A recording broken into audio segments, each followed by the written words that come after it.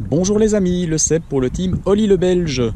Journée particulièrement ensoleillée pour vous présenter une moto un petit peu plus exotique. Alors, exotique pourquoi? C'est une Zontes, marque chinoise, qui a fait son apparition sur le marché il y a assez peu de temps et qui a surtout qui a mis en avant plutôt les côtés esthétiques et technologiques de ces machines. Ici aujourd'hui, je vais vous parler du modèle 310T, T pour trail, et en effet, à la voir, on s'aperçoit directement qu'elle a des vocations un petit peu de baroudeuse. Alors, je vais commencer ma présentation, comme je le fais d'habitude, par vous parler du moteur, qui pour la circonstance est un monocylindre de 312 cm3 à double arbre à cam en tête. Ce moteur développe 26 kW, soit 35 chevaux, au régime de 9500 tours par minute. J'ai eu beau chercher, je n'ai pas trouvé les valeurs de couple pour compléter ceci. Alors, 9500 tours par minute, c'est assez haut sur le contour de cette moto qui peut monter jusqu'à 10 000 ou 10 500.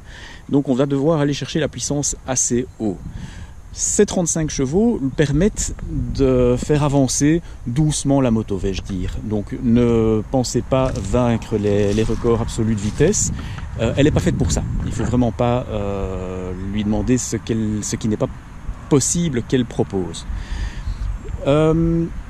Au-delà de ça, il y a effectivement beaucoup d'aluminium sur cette moto. Puisqu'il n'y a pas beaucoup de puissance, eh bien on va jouer sur le poids. Donc la moto pèse 159 kg, donc ce qui n'est quand même somme toute pas négligeable pour ce petit moteur, pour que ce petit moteur puisse la tracter. Mais ils ont pu contenir ce poids à 159 kg grâce à l'aluminium qui est omniprésent un petit peu partout.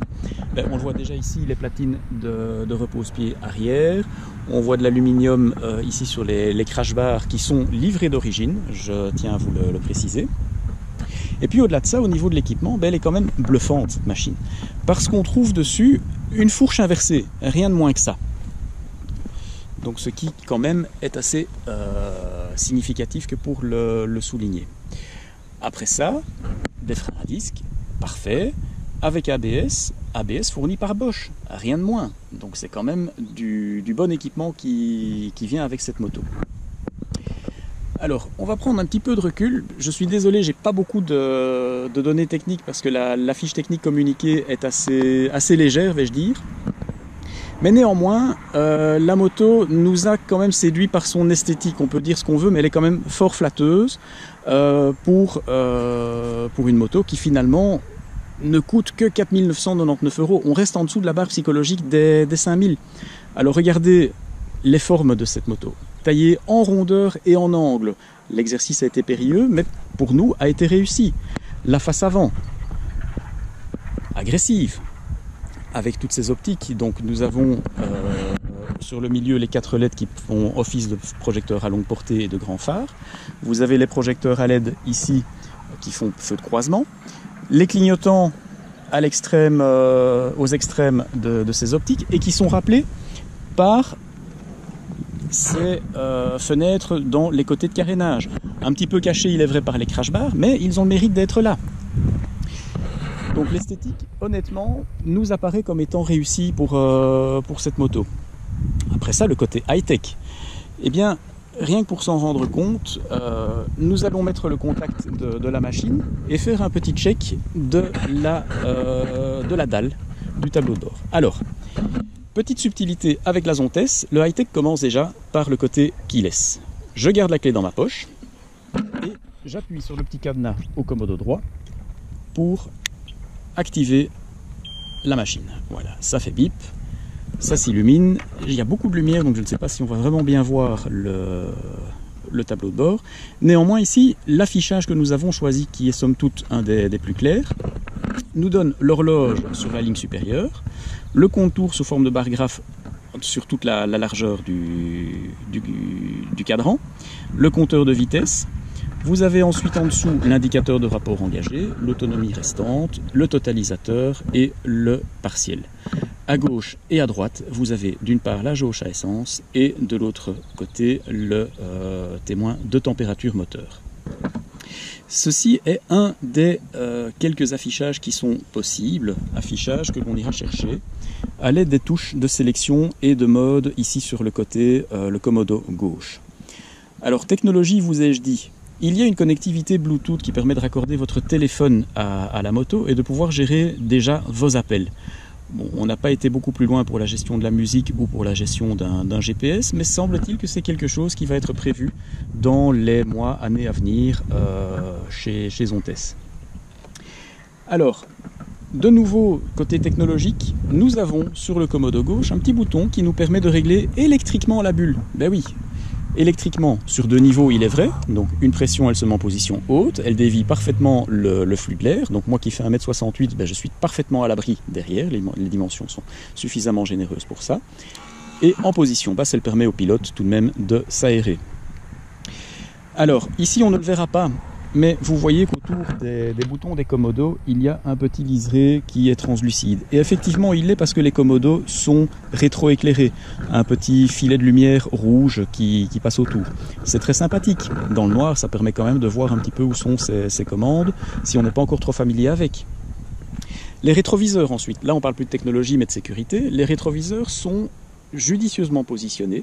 Très sincèrement, ils rétrovisent, ce qui est quand même assez rare à souligner. Et petits comme grands trouveront leur compte et ne verront pas que leurs épaules ou leurs biceps dans les rétroviseurs. Sur le commodo de droite, on revient au côté technologique. Eh bien, nous avons le bouton qui permet de déverrouiller la selle, le bouton qui permet de déverrouiller la trappe à essence. On va appuyer dessus comme ça vous verrez où ça se trouve. Voilà, en plein sommet du réservoir. Et puis vous avez le bouchon à visser qui est là. Prudence lorsqu'on fait le plein, parce que le débordement est très facile et notre copain Gilles en a fait la triste expérience. Il s'est légèrement aspergé et ça a ruisselé le long de la moto. Donc attention quand on fait le plein, y aller gentiment. De façon traditionnelle, on trouvera sur le commodo de droite le bouton de coupe-circuit, le commutateur de feu et le bouton de démarrage. Et puis on voit une petite commande éco. À notre sens, elle est un peu plus là pour le décorum parce qu'on n'a pas vraiment noté de différence majeure dans le comportement de la machine. Vous me direz aussi, passer de éco en sport sur une machine qui fait 35 chevaux, ma foi, les différences ne savent pas être phénoménales. En termes d'équipement, cette machine est également pourvue d'un petit fourre-tout. Quand je dis un petit fourre-tout, c'est vraiment de quoi mettre éventuellement un petit papier, une petite paire de lunettes repliables ou quelque chose comme ça. Vous avez de série les protège-mains, avec de nouveau un support en aluminium, protège-mains qui sont bien dimensionnés. Les leviers d'embrayage et de frein sont réglables en écartement, vous avez la petite molette qui est ici. Et cette moto est pourvue également d'un kit de bagagerie disponible en option, donc d'origine elle n'est pas livrée avec les valises. Les valises Shad et leur support font quand même... là ça fait bip parce que je m'éloigne un petit peu de trop. Elle n'aime pas, donc elle va s'éteindre. Donc les valises Shad sont vraiment énormes. Le top case fait 39 litres de contenance. Donc ça permet de mettre presque un casque intégral. En tout cas un jet y trouvera sa place. Et les valises latérales, elles sont... de par la présence du support en aluminium qui est là-dessous, elles sont quand même vachement larges par rapport à la moto. On pourrait presque dire, d'ailleurs elles sont plus larges que le guidon, ce qui à notre sens est un petit peu risqué par rapport à l'interfile et des choses comme ça. Partant du principe que, fort logiquement, là où le guidon passe, le reste passe, eh bien ici non. Il faut tenir compte des quelques centimètres supplémentaires des valises. Ce que j'ai oublié de vous dire également, c'est que pour le confort du pilote, quand il fait le tout chemin, cette moto est équipée de roues à rayons. Ben oui, un meilleur amorti encore, une meilleure absorption des chocs. Et c'est là que cette zone test, par rapport à la 310V que nous avons essayé l'année passée, c'est là que cette zone test nous a un petit peu bluffé aussi. Je vous parlais de la fourche inversée en équipement standard là tout à l'heure. C'est l'accord de suspension et le confort de ces suspensions.